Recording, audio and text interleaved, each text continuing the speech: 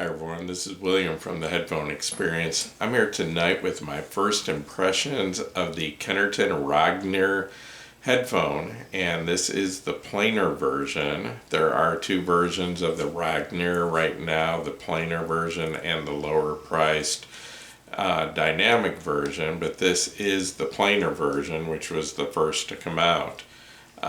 This is the flagship closed-back headphone of the Kennerton line, and this was loaned to me for review by Kennerton Audio Equipment out of St. Petersburg, Russia.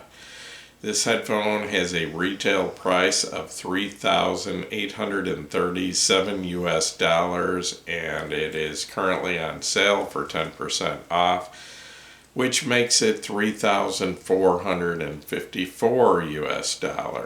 This is a full-sized, wired, over-the-ear, closed-back headphone, and it uses an 80mm planar magnetic driver that uses semicircular shaped magnets, which I guess would be similar to what Hi-Fi Man uses that they refer to as the stealth magnets, but I believe Kennerton has been using these for quite a while. I believe that the drivers in this are very similar to the drivers that were used in the Kennerton Rognir, which is their flagship open back headphone. And I have had that 3 years ago, and I believe it used the semicircular magnets all the way back then. So anyway, the ear cups on this are made of real wood. It's one solid chunk and machined out of that one chunk of wood, not a veneer, not a coating or anything. That's real wood, and it's available in several different types of wood, and this here happens to be stabilized Carillion birch. The ear pads are made of real lambskin leather, along with the headband and the cover over the upper part of the headband.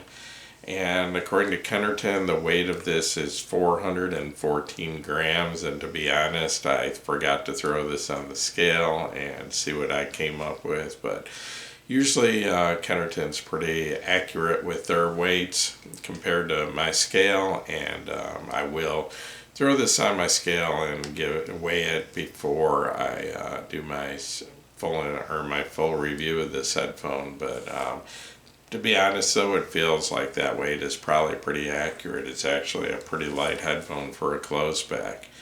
This headphone comes with two cables, and first of all, it comes with a standard Kennerton cable, and the headphone does use 4-pin mini XLR connections at the ear cups. This one has a 6.3mm or 1/4 inch headphone plug at the other end, and these are 2 meters long, and this has a nice cloth covering, and this is actually the standard cable. And this headphone, I'm trying to pull this, I've got two different things here together. Sorry, this is the deluxe cable that it comes with, and these are normally a pretty expensive upgrade, I think, and but my understanding is the Rognir does come with this standard, and this has a 4-pin full-size XLR plug at the amp end of it, and once again your 4-pin mini XLRs at the ear cup end, and this is also 2 meters long. And then on top of that, it comes with this adapter here, which you can plug in to your amp with the 6.3mm plug, and then at this end it has a 4-pin mini XL or 4-pin full-size XLR connection. So you can take this cable here and plug it in, and that way you can use, without changing cables on the headphone, you can use either an amp with a 4-pin XLR, or you can plug this in and plug it into an amp a non-balanced amp with just a 6.3mm plug. So that is really nice and prevents having to change cables on the headphone when you switch from one amp to another. It also comes with a nice carrying case, which Kennerton's been including with their headphones for a long time, and I forgot to bring that in here, so I guess I'll show that to you during the full review also. Kennerton did also, I believe, well, let me show you the headphone first. Okay, I tried to give you a closer look at the headphone here, and this is just absolutely beautiful. This is, like I said, this is stabilized Carillion birch.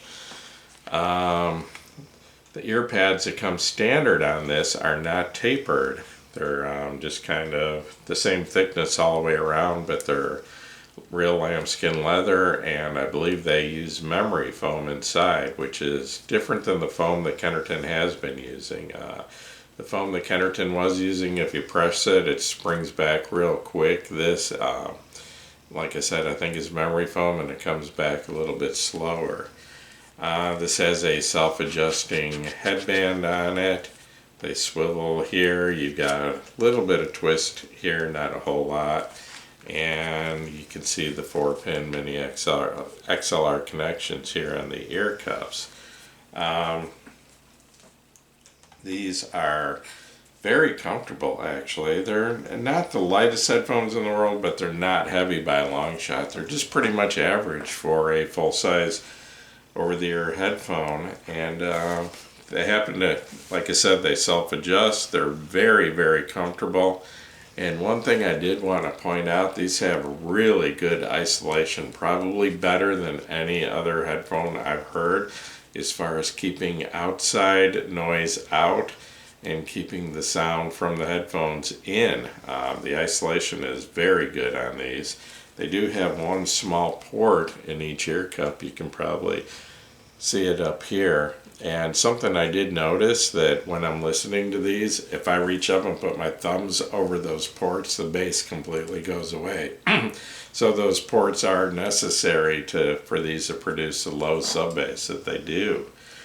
Before I get into the sound, I did want to mention that I believe that these are the standard ear pads that come on the Rognir, the non-tapered. They don't have any perforations in them. And Kennerton did send me 2 other ear pads for my review of this, and these are both made of the same lambskin leather. These are both tapered, and the only difference is this one does have perforations, and this one looks pretty much just like the Kennerton ECL01 ear pad with the same size perforations, but once again, I think this has memory foam, or the ECL01,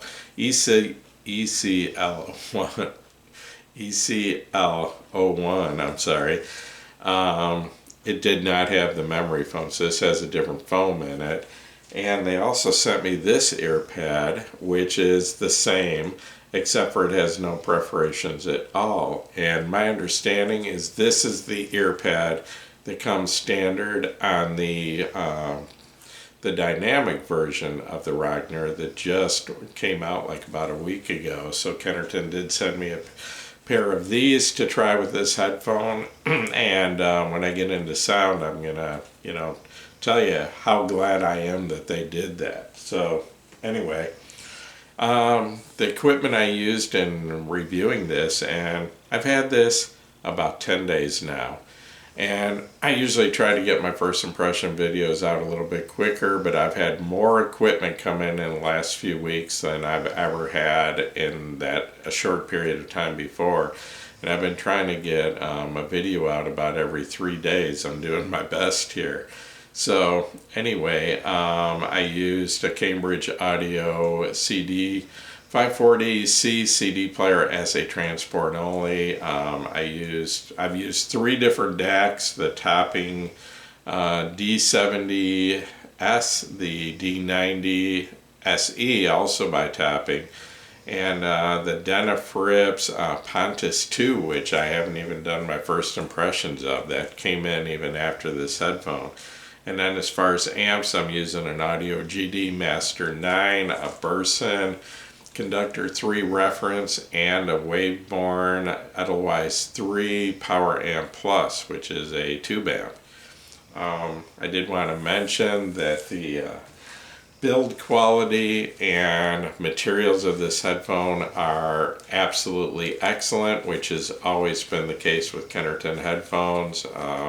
Is good or better than any company out there as far as build quality. I mean, these are just beautiful headphones. And my first impressions of these headphones, that was the first thing I noticed, just how good these actually look. I mean, these things are just beautiful. So anyway, getting into the sound of this, and usually by the time I do my first impressions video, I've only got maybe 3 or 4 hours in on a headphone. But to be honest, in the last 10 days, I probably have 20 hours in on this headphone. So this is going to be a little more than a first impressions, but I'm hoping to have these for a while and be able to do a full review and come back with that in maybe 3 or 4 weeks and really dig into the sound of these. But because they keep surprising me, the more I listen to them, the more I learn about this headphone. So where I want to start with this, talking about the sound, is I had 3 different ear pads to try on these, and to tell you the truth, these 3 ear pads make a huge difference in the sound and make this 3 headphones all in one. And in my opinion, you can make this headphone sound pretty much any way you want it to with these 3 ear pads, and I can't imagine anybody not being happy with at least one of these ear pads on this headphone. So anyway, getting into the sound, I started out by, the reason I really wanted to review this headphone and hear this headphone is last year, my headphone of the year, and by the way, my best of the year video, I'm going to try to get out in about a week for the best of 2021. Sorry I haven't got that out already, but I've been swamped. So anyway, last year my headphone of the year was the LSA HP2, which was actually made for LSA by Kennerton, and it is a closed back dynamic headphone.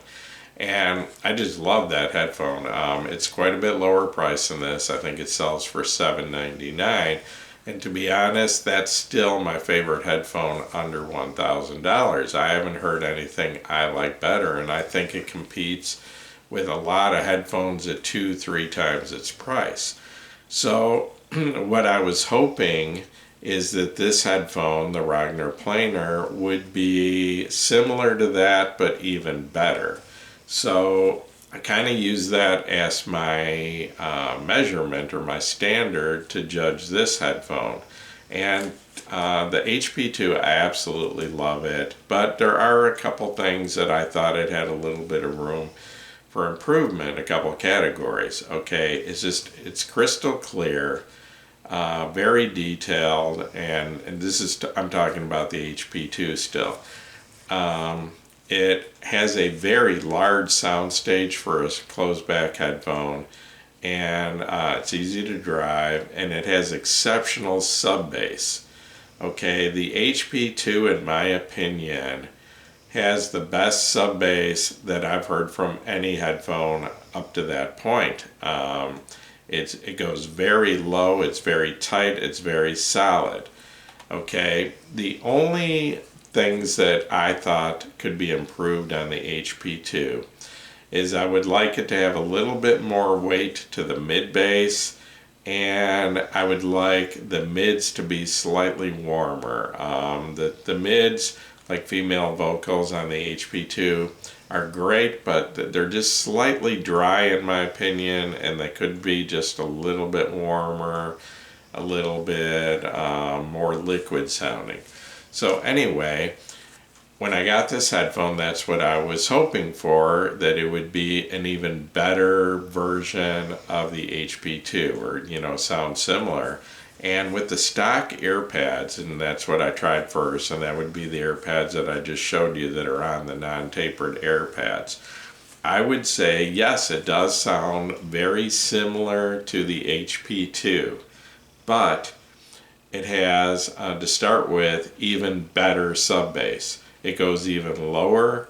It has even more weight to the sub bass, and the HP2 had the best sub bass I've ever heard. Not the most. There's other headphones with more, but it was just the cleanest, tightest, lowest sub bass. Okay, this headphone, even with the stock ear pads, goes even lower, has even more weight, has even better sub bass than the HP2. Okay, also, it has a little bit more mid bass than the HP2. That's one thing I thought the HP2 was lacking a little bit. This has a little bit more weight and a little bit more punch to the mid bass than the HP2 does. Once again, this is with the stock ear pads. Okay, the mid range of this is a little bit warmer and a little bit richer than the HP2. So it's an improvement in the HP2 in that way. Okay, the sound stage of this is as big or even bigger, even more width than the HP2, and definitely more depth than the HP2. The imaging on this is just absolutely outstanding. This has the most pinpoint imaging of any headphone I have heard to date. It is just, I've noticed in songs I've heard hundreds of times, movement in sounds that I never perceived before. Just little tiny movements in the sound that, because it's so pinpoint, I can tell if it moved from here, just a little small amount, where before any other headphone, it wasn't that pinpoint and I couldn't detect that small movement. Basically, with the stock ear pads, this headphone sounds a lot like the HP2 from LSA, but better in every way. It's just like a super HP2. Plus, the looks of this are outstanding. But like I said, they took a great headphone and just made it better in every way. And I mean significantly better. Okay, so the only thing that it lacked, and I kind of jumped to a conclusion at first. I actually made a post on the headphone experience saying that with the stock ear pads that I was a little bit disappointed. And I kind of jumped to conclusions there, because what I was hoping for is, this headphone being a closed back, I was hoping for a little more weight and a little bit more punch to the mid bass. The sub bass is fantastic on this with the stock ear pads, but I was hoping for a little bit more mid bass weight. And the reason for that is lately I've been leaning a little away from neutral headphones, a little more towards headphones that have a little bit more emphasis, a little bit more weight to the sub bass and mid bass. And part of that is because about a month ago, I guess it's been a little longer, I did my first impressions of the new Hi-Fi Man Aria Stealth. And the Stealth version of the Aria has incredible mid bass. It just so different than the first Aria, just way stronger, more dynamic, punchy bass. And to be honest, the bass of the Aria, the new Stealth version, is addictive. It's just so nice. It's textured. It's tight. It's beautiful. It's the best bass I had probably ever heard from any headphone. Okay, so with the stock ear pads, this wasn't on the level of the Aria as far as that mid bass weight and punch. So I was a little bit disappointed listening to some music, and that would be mostly like classic rock, because most classic rock doesn't have much sub bass to it, and this headphone really excels at sub bass. But most classic rock has a lot of mid bass, but without a headphone with a lot of mid bass weight and punch, you don't really pick up on it. So I felt like I was missing a little bit with some of the classic rock, and I listened to a lot of 80s new wave type of music. And also I felt like I was lacking a little bit of bass there. Okay, so I tried on a different pair of ear pads, and I put the ones that are tapered with no perforations. Well, it was a huge difference, a night and day difference. All of a sudden, the Rognir with these ear pads here, the tapered, no perforations, all of a sudden it just had incredible sub bass and mid bass. Mid bass equal to what I just discussed about the Hi-Fi Man Aria, but even better, and even better, way better sub bass than the Aria. With this ear pad, this headphone now has the best, highest quality, most controlled, tightest, punchiest bass of any headphone I've ever heard. Plus, the bass doesn't bleed into the mid-range at all. It's just completely separate and distinct from the rest of the music. It doesn't, I've listened to several headphones, even some pretty high-end headphones, that have a little bit of emphasis in the bass, and it just kind of drowns out the lower mid-range, and that's not the case at all with this. It's just got incredible bass, and once again, that's with the tapered pads. These are actually wrong one. These are actually the pads that come on the Rognir dynamic version. So anyway, incredible bass, and it also warmed up the mid-range and female vocals to the point they're just absolutely beautiful. So far, of all the headphones I've heard, and I listen to a lot of music with a lot of female vocals in it, and I think that's just a good test of a headphone. And so up till now, the headphones that I thought had the best sounding female vocals were the Kennerton Odin and the ZMF Verite Openback. Those two just had beautiful female vocals. And with these ear pads, the tapered, no perforation, the female vocals on this are as good or better than either of those. Possibly the best I've ever heard. Okay, so, but yet, even with the more bass, the warmer mid-range, the beautiful female vocals, this headphone doesn't lose any of the detail. It doesn't lose the soundstage width. Like I said, this thing has soundstage that competes with most open backs, and in fact it has a wider soundstage than many open backs, including the Hi-Fi Man Aria, the new one, the stealth version. The old stealth version had a huge soundstage, or the old Aria had a huge soundstage. The new one is kind of narrow. This has a wider and definitely deeper soundstage than the Aria, the new stealth version. Excuse me.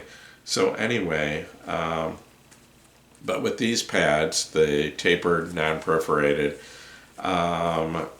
it tames down the treble just a little bit. Not that it was bright, but it just kind of takes the edge off of it just a little bit without losing any detail, without losing the treble at all. It's not as bright as the Aria, but you know, I mean, it's just about perfect, and I actually like treble a little on the bright side, but these pads just the slightest little bit tame it down. It doesn't roll off or anything.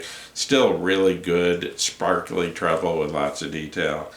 And it just, to be honest, with this ear pad, this just became my favorite headphone. I know I kind of spoiled it for everyone. I should have waited until my full review to tell you this, but this just became my favorite headphone with this ear pad. The only problem with this ear pad, though, is some music that's bass heavy, it gives it a little bit too much bass. An example, the CD Immaculate Collection by Madonna, which is a collection of her greatest hits. Madonna's music is pretty bass heavy, and with this pad, the tapered non-perforated, it's a little bit too much. It's a little bit overwhelming, so I switched back to the stock pads, and Madonna sounded perfect with those. She has a lot of sub bass in her music, and those produce sub bass perfectly. This just gives a boost to the mid bass, which I don't need with Madonna's music. Like I said, I'm not a complete bass head. I found it a little overwhelming. So with some music, I think the stock pads are better, but with most music, I like the tapered non-perforated. To be honest, I told you I spent probably 20 hours listening to this already. What I have been doing is a lot of headphones, especially really high-end headphones. I want to pick out my best sounding CDs and listen to those. Things that make the headphone sound really good. This headphone is so good in my opinion that it makes almost every CD I have sound good. So I'm digging out older stuff, music I really liked that wasn't perfectly recorded, and listening to it with this headphone, and it's sounding the best I've ever heard it by a long way. I mean, this headphone makes everything I listen to sound good. So, anyway, I did want to mention the third set of ear pads, which is the one, they're tapered, they are perforated, and similar to the ECL01 pads, but memory foam in them, I believe. These actually take this headphone in the other direction. They actually give it a little less bass. It still has really good sub bass, very similar to the LSA HP2. It still has decent mid bass, just not a lot of weight to it. The headphone becomes very neutral with these. If you are looking for an absolutely neutral headphone, these pads will make that happen, except for it has very good extension into the sub bass still, but the rest of the frequency response is completely neutral with these, and the mid-range is a little bit drier, it's not as warm, it loses that, but and the treble gets a little bit brighter. Very, very detailed, very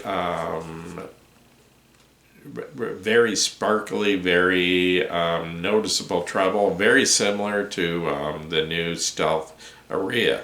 That does, some people think that's too bright, but if you want, if you're a treble head, you will love these pads because they do give it, that very forward treble, and makes the mid-ranges a little more forward also. So if you want a very neutral headphone with good sub bass, this ear pad, the tapered with the perforations, will do that. If you want kind of a neutral with a little bit of emphasis in the bass and sub bass, go with the stock ear pads. If you want a headphone with incredible punchy, solid, tight bass and mid bass, but still has very, very clean mid-range and treble and all that, then you can go with the tapered non-perforated pad. So you can basically, by switching pads, make this headphone sound exactly the way you want. And to be honest, like I said, I can't imagine anybody not being happy with this headphone with one of these three ear pads on it. So I've said enough about this headphone for now. I've never gone this deep into a first impressions, but I'm going to listen to this as much as I can and compare it to some other headphones. I do want to compare it to the Kennerton Rognir, which is their flagship open back headphone and has been my favorite headphone up to this point, but I think it's been replaced, to be honest. The only thing the Rognir has over this is a little bit bigger sound stage. Other than that, I think this has pretty much got it beat. So anyway, but I will listen to this more. I will try it with different amps. By the way, it is fairly easy to drive for a planar headphone, not hard to drive at all. And I want to compare it to a few more headphones. And but anyway, I'll be back in a few weeks. I've pretty much told you everything, but I'm going to try to come up with more. And so anyway, I'll wrap this up now. Once again, this is William from the Headphone Experience. If this video helped you, please give me a thumbs up. Please subscribe to my YouTube channel, and please join us over at the Headphone Experience on Facebook. We're up to 14.7 thousand members. I think we're growing at about 30 members a day right now. So hope to see you all over there. And once again, thanks for watching my video.